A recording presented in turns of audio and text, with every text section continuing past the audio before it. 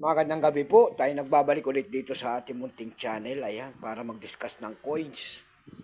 At kung magkano ng kanyang presyo sa ating mga online selling. Ayan, magandang gabi po sa lahat. Ayan.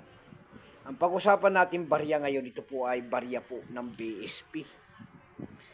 Year 1999 po na kung tawagin ng mga Tagalog ay Tansong Dilaw.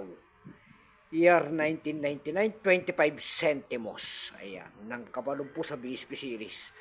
Ang hard to find po rito kung tawagin nila ay year 2006. Ayan, baka mayroon kayo niyan year 2006. Ang semi-hard to find po naman ay year 2008 na sumusunod at saka yung year 2005. Baka mayroon kayo mga ganyan. Pero itong year 1999, tignan natin ang kanyang presyo. Kung magkano ng kanyang halaga sa ating mga online selling. Ayan. I-update price natin siya kung magkano ng kanyang presyo. Pero bago yan tayo magpapasalamat muna sa lahat ng tagapagsubaybay dito sa ating munting channel, lalo-lalo na ang ating mga subscriber. Thank you so much sa inyong lahat. Mabuhay po kayo and God bless. Ayan, maraming salamat din po sa nanonood sa ating FB page. Ayan. Lahat po na nakapalo sa aking FB page, magandang gabi po at maraming salamat po sa lahat ng suporta. Yun naman po hindi pa po nakapag-subscribe dito sa ating munting channel. Anyayaan ko lang sana kahit malaking tulong na po bagay sana ang inyong magagawa. Tulad na lamang po ng pagpindot ng ating subscribe button, like and share para ma-update ko naman kayo sa mga bago ko pang ilalabas na video. Tinitignan natin ang mga presyo ng mga coins na ating mga koleksyon kung magkano na ang kanilang mga halaga. Ito po ay year 1999 pero bago yan, kilalanin muna natin siya bago natin iano ang kanyang presyo. Issue po nito ay Philippines po, Period Republic 1946 up to date po. Type nito standard circulation coins. Years mula 1995 hanggang 2003. 1995 lamang hanggang 2003 at ito po ay hindi namamagnet.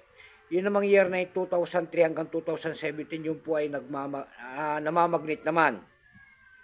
Ayan, kaya binukod nila ang magkabilang panig kasi magkaibang materialis ang kanilang ginamit. Pero totally ang years nito mula 1995 hanggang 2017. Value nito piso 1967 up to date po. Composition niya ay copper nickel, may brass. Nalilito na. May bigat lamang itong 3.8 grams, ay habang 20 mm. May kapal po naman itong 1.5 mm. Hugis po bilog orientation ay medal alignment.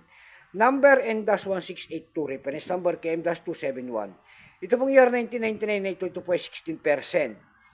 Ay wala pa pong may pakita ng ating Bangko Sentral kung ilang piraso po ang ginawa sa barya na hawak natin. Pero may price na po yan doon sa ating numista. Binigyan na po ng presyo ng ating mga kolektor. Yung kanyang verify po ay 13, extra fine ay 31. Dako naman tayo sa kanyang mga presyo. Ayan. Sa eb.com po, ayan, bintahan po ng coins pandaigdigan. Sa eb.com po, meron tayo nakita nagbebenta nito ng $3.60. Nasundan po yan ng $3.14. Yung pinakamababa po na bintahan ay $3 na. Dako naman tayo sa Carousel PH, sa pangalawang website. Sa Carousel PH po, ayan, ang seller po ay si Carol. Nakita natin binibenta niya year 1999 niya doon ng 550 pesos. Nasundan po yan ng 160 pesos. Ayan lamang po ang ating may babaging kanyang presyo. Keep safe po sa natin. God bless.